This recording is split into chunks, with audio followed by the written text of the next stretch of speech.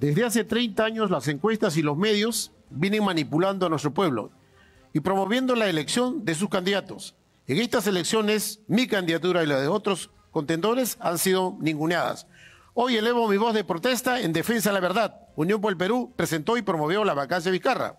Nuestro mayor compromiso es la lucha contra la corrupción y la defensa de la vida. En Unión por el Perú, los patriotas Antauro, Vega y Belmo nos retiramos de este debate que no nos garantiza la democracia. Tiempo cumplido, muchas gracias. Empezó esta parte de la intervención, el señor José Vega de Unión por el Perú ha decidido, después de leer un pronunciamiento, que se retiraba del debate. Él considera que no existen las condiciones en medios de comunicación para hacer su explicación. Ha hecho un hurra respecto a sus líderes, que son el señor Antauro Humala y compañía de Unión por el Perú. Y nosotros lo que queremos compartir con ustedes es que vamos a continuar el debate tal y como estaba planteado. Señor presidente Sagasti, le exijo que para el 28 de julio, cuando nos relevemos en la presidencia, me entregue usted los contratos por 50 millones de vacunas ya pagadas, porque al día siguiente iniciaremos nosotros nuestro plan logístico para traer las vacunas, almacenarlas, distribuirlas a nivel nacional y aplicarlas a todos los peruanos. La prevención en salud comienza con el agua y el desagüe. Lamentablemente en el Perú hay 5 millones de personas que no tienen acceso al agua potable y 12 millones de personas que no tienen acceso al desagüe. Esta va a ser la gran obra de mi gobierno. Yo prometo, palabra de Urresti, que al término de mi mandato tendrá agua y desagüe todos los peruanos al 100%, porque esa es la obra más importante que se viene esperando hace 30 años y ningún presidente la ha cumplido por hacer obras elefantiásicas que no han beneficiado a la población realmente. Vamos a vacunar a todos hasta diciembre, que vamos a crear puestos de trabajo, que vamos a rescatar a los pequeños negocios, a las peluquerías, a las bodegas, etcétera.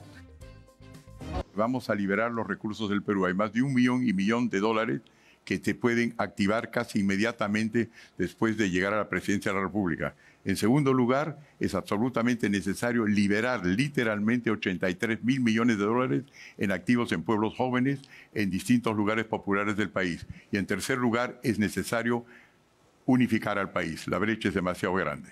El Estado es una carcocha por el momento. Y es debido a gente como yo que han sido políticos. Eso tiene que cambiar. Por eso es que ya hemos visto directamente con la comunidad la posibilidad de comprar 20 plantas de oxígeno hospitalarios, vacunar a todo el país antes del fin de año, 1.000 ventiladores a la mitad del precio que lo ha logrado el Estado. No se necesita mucho dinero, lo que falta aquí es gestión. La gestión del Estado está muy mal hecha, lo sabemos, es una carcocha que se tiene que sencillamente reparar. Mientras tanto, lo que funciona en el país es la empresa privada, son las comunidades, como acaba de indicar anteriormente, y a ellas queremos empoderar. Es la única manera de salir sin endeudarnos, sin expropiar a nadie y teniendo una economía sana. La vacunación será gratuita y universal y de igual manera el oxígeno. Asimismo, recuperaremos los hospitales llevando los balones de oxígeno y al personal de salud al primer nivel de la atención. Estamos en una guerra contra el COVID, contra la pandemia, y el sector MINSA ya demostró que no tiene la capacidad porque el problema se ha desbordado, porque para atacar este problema necesitamos resolver el tema del agua. Si no hay agua, entonces no hay forma de lavarse las manos con jabón, con agua y jabón. No, además de esto, las Fuerzas Armadas tienen la capacidad, junto con las universidades, de producir oxígeno. El Estado, el gobierno, publique los contratos de vacunación, porque no sabemos cuántas vacunas ha comprado el Estado y, por lo tanto, es importante saber, porque si queremos hacer un techo de la vacunación, tenemos que saber cuántas hay. Si no, estamos disparando al aire, ¿no? Porque nadie puede decir cuándo va a terminar la vacunación si no sabe cuántas vacunas hay. Y eso es una responsabilidad de este gobierno que no publica la lista de vacunas. Me parece que es un error plantear que ahorita los privados compren vacunas. Mientras la OMS califique al virus como una pandemia, es responsabilidad de los estados. Y en estos momentos, prácticamente el 80% de las vacunas ya han sido estoqueadas por el primer mundo. Lo que estamos peleando nosotros son el 20% o menos.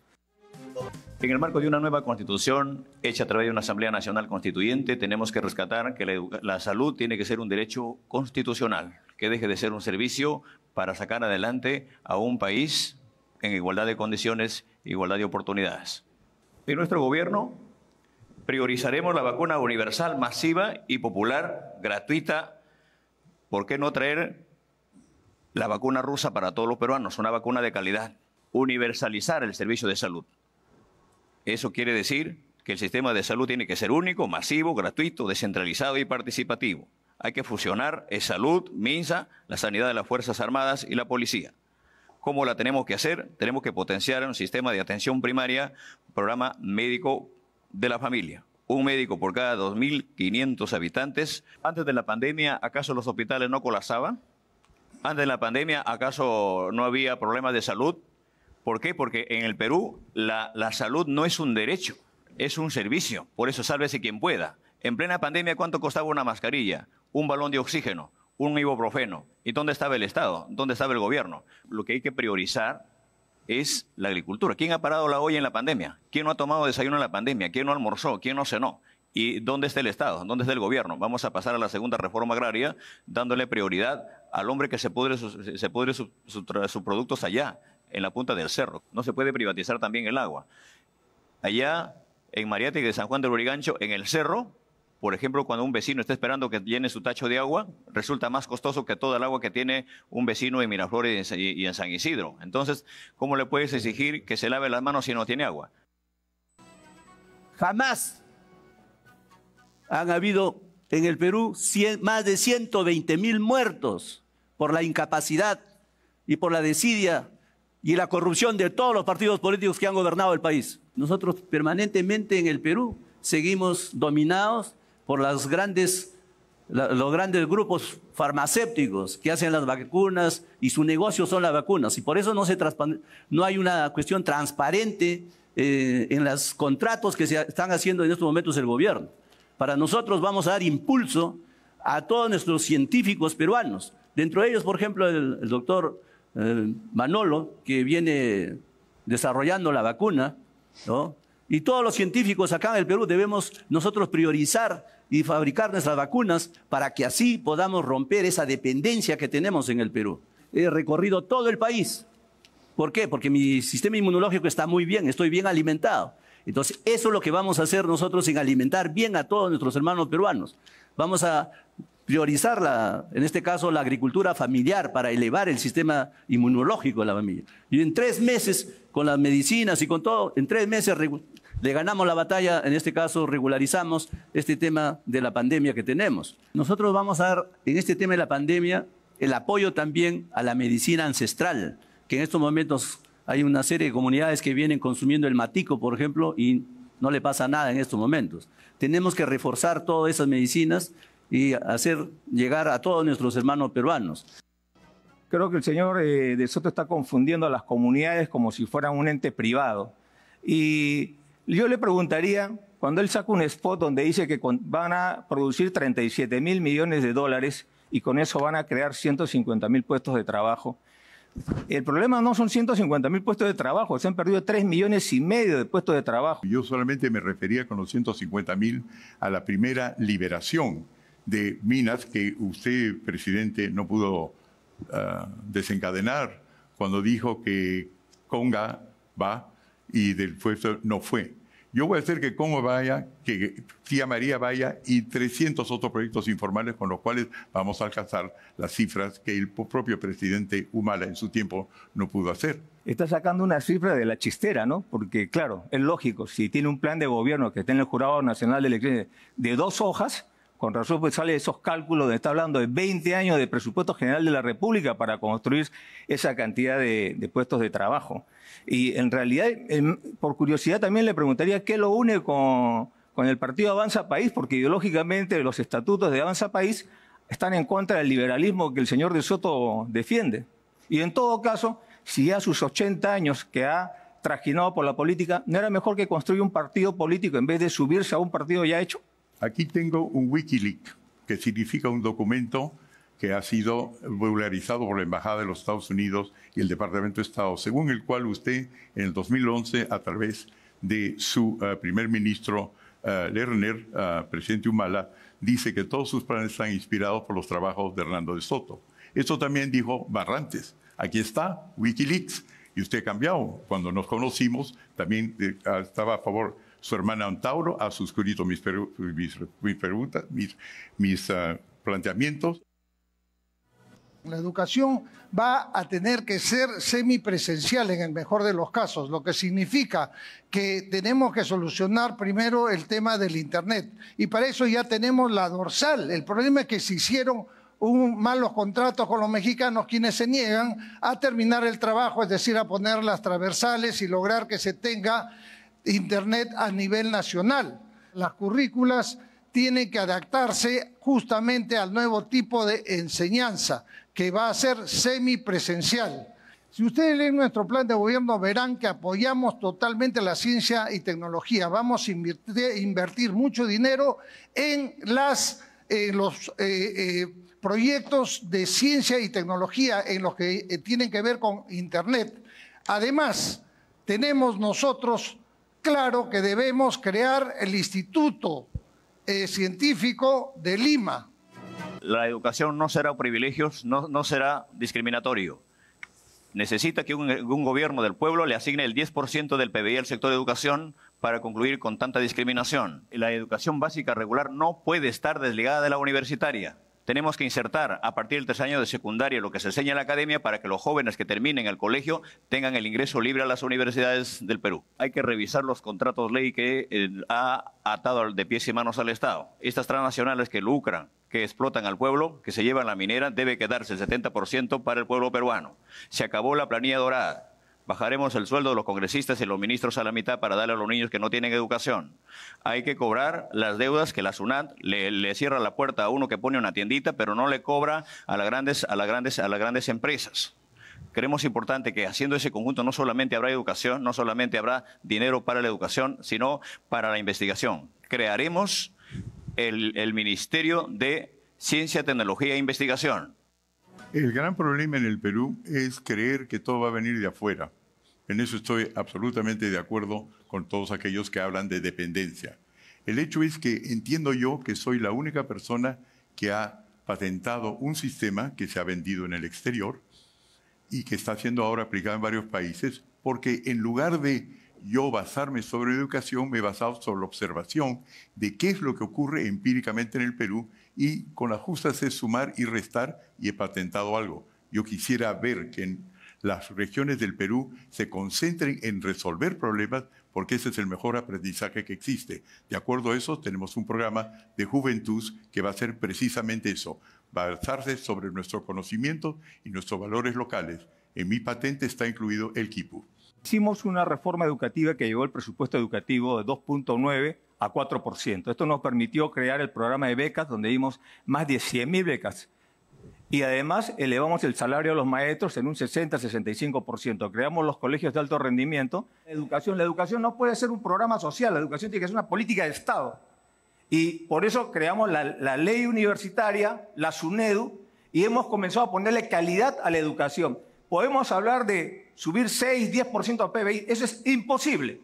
Nosotros quisimos subirlo y llegamos al 4%. Este plan de rescate de la educación tiene que ser un llamamiento a todos los estudiantes en el último año de universidad que quieran sumarse voluntariamente a duplicar, a estar en los colegios para llevar la educación poco a poco, gradualmente, a la etapa presencial. Necesitamos construir, así como entregamos alimentos, entregar un paquete escolar que tenga los textos escolares, que tenga una tablet insertada con todas las materias y una guía de aprendizaje para que los padres también colaboren en este tema.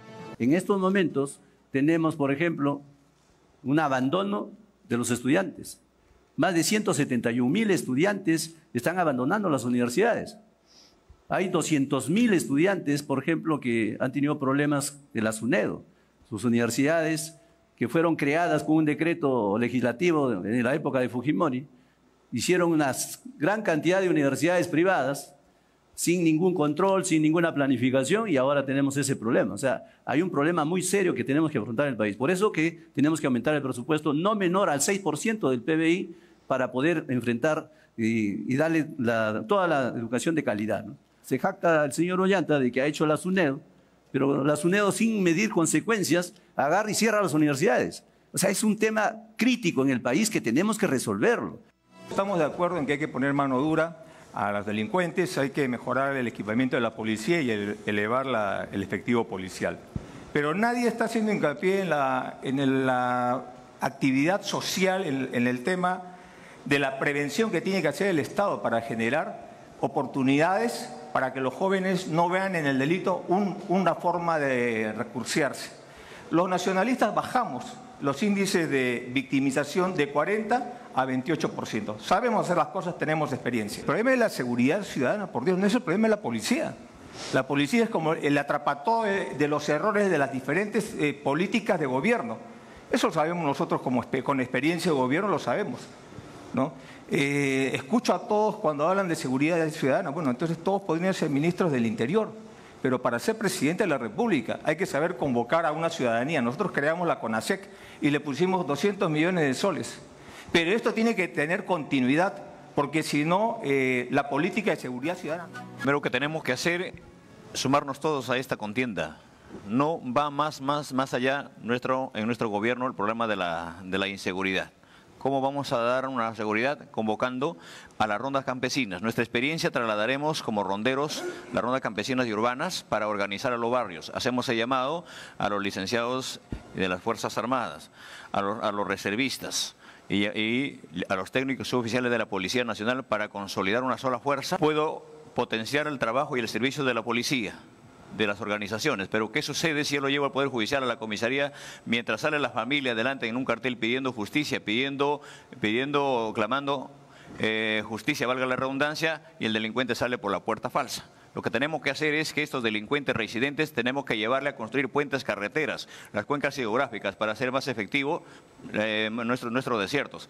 Es más, lo que tenemos que hacer en nuestro gobierno, así como se han abierto las fronteras para que ciudadanos de otros países vengan sin ningún filtro, vamos a darle un plazo de 72 horas a las personas que han venido a delinquir y a robar. Al Perú se la respeta. Las personas que delinquen, que están adentro de la cárcel, tienen que aprender a comer el pan con el sudor de su frente, ¿no? ¿Cómo es posible que el gobierno a los que delinquen le da desayuno, almuerzo, cena, un abogado de oficio, teléfono, agua, luz, y nuestros hijos allá en las escuelas no tienen ni siquiera oportunidad para tener una conectividad?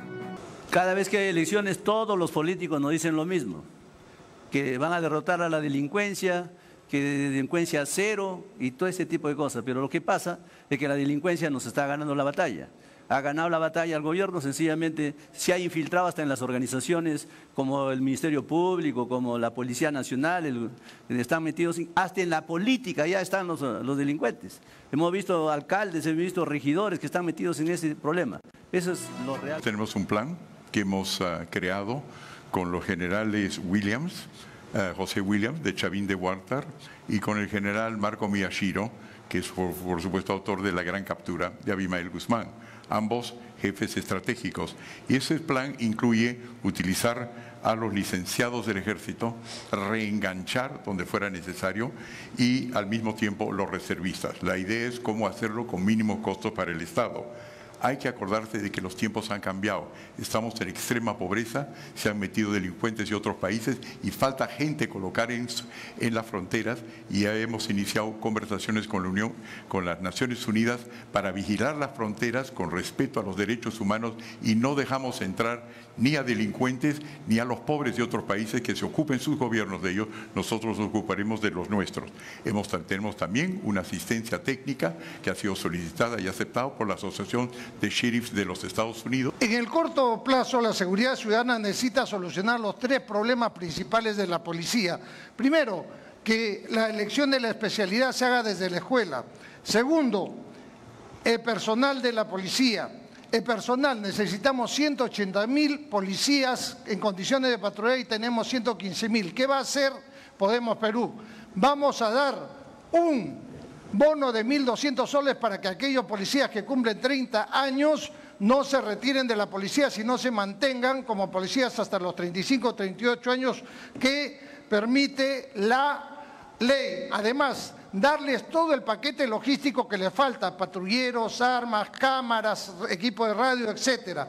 Pero lo importantísimo también es repotenciar las juntas vecinales y las rondas campesinas, por lo menos con movilidad y con equipo de radio, que es lo que vienen reclamando y nadie les da. En este momento las cifras de inseguridad son las más altas de la historia del Perú. Los delincuentes, los criminales han tomado literalmente las ciudades, caminan por las calles con las armas en ristre. ¿Y por qué? Porque la policía ha perdido la iniciativa por falta de liderazgo. Entonces aquí viene lo importante de las acciones inmediatas que debemos tomar.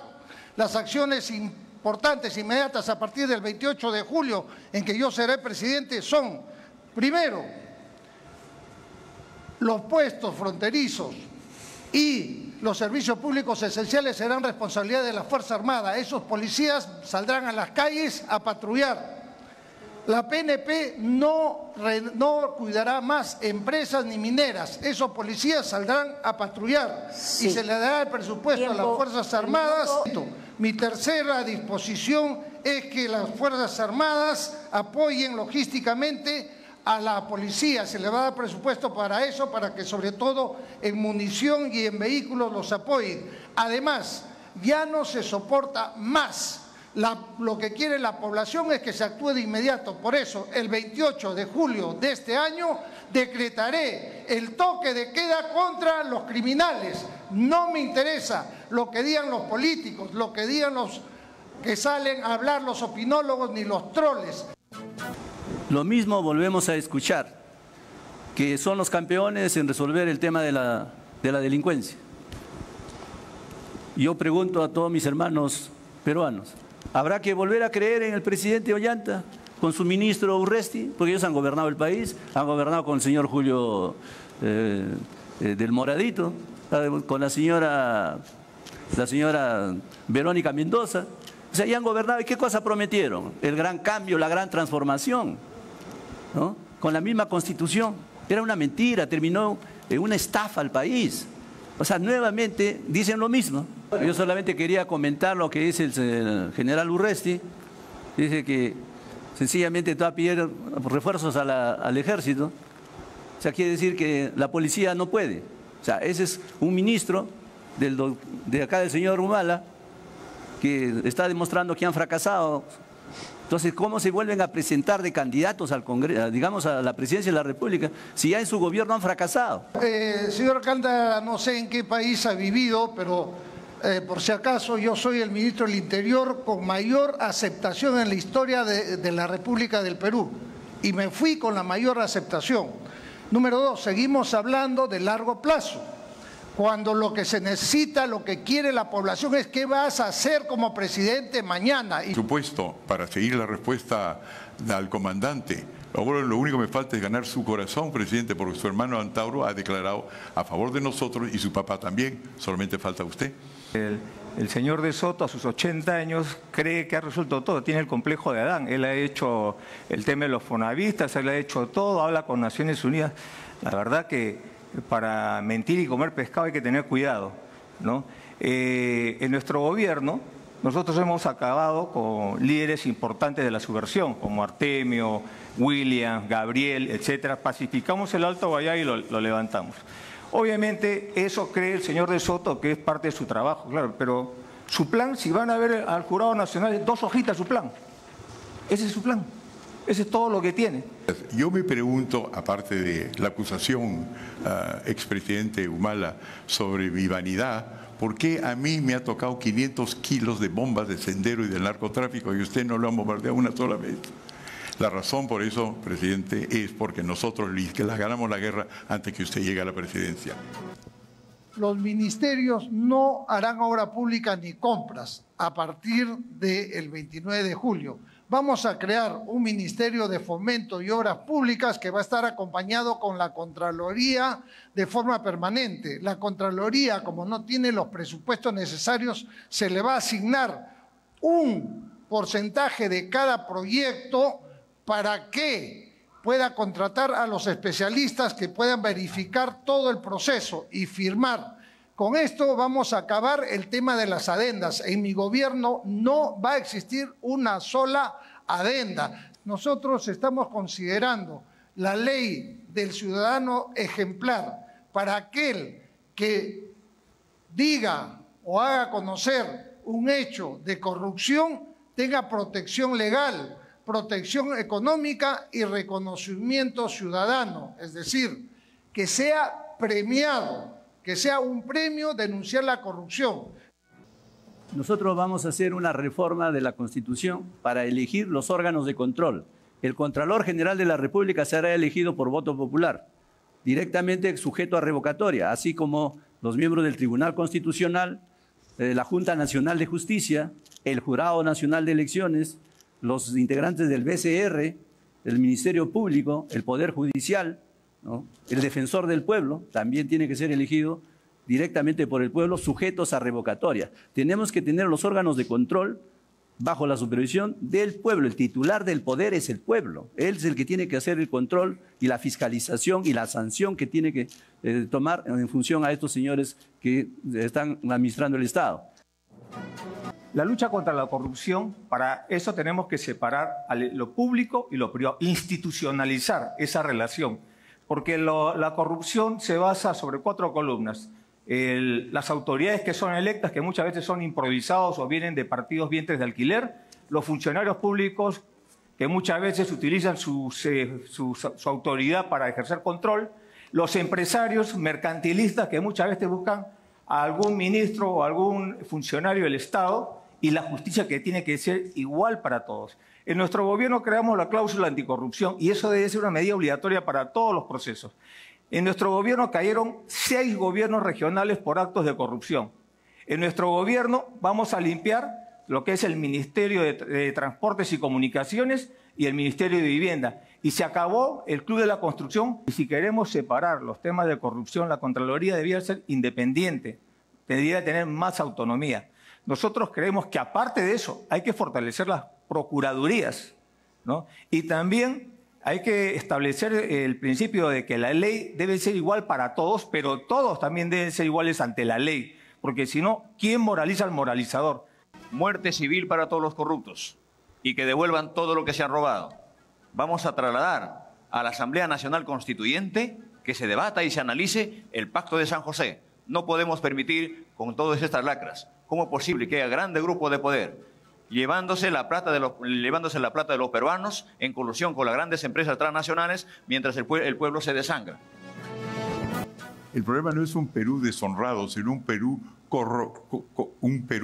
que es avasallado por proveedores del exterior que pueden comprar satélites, pueden comprar refinerías sin pasar por un proceso que es transparente, que es el problema de tratados de gobierno a gobierno. Eso va a acabar durante nuestro régimen, puesto que los tratados gobierno a gobierno no van a ser, como lo son hasta la fecha, sencillamente muros ciegos. Los vamos a transparentar y sabemos cómo hacerlo. Es el pueblo el que tiene que supervisar. Y para eso hay que facilitarle la vida. Y para eso hay que dejar de emitir 100 normas cada día, que es un torrente en el cual no hay colador que resista.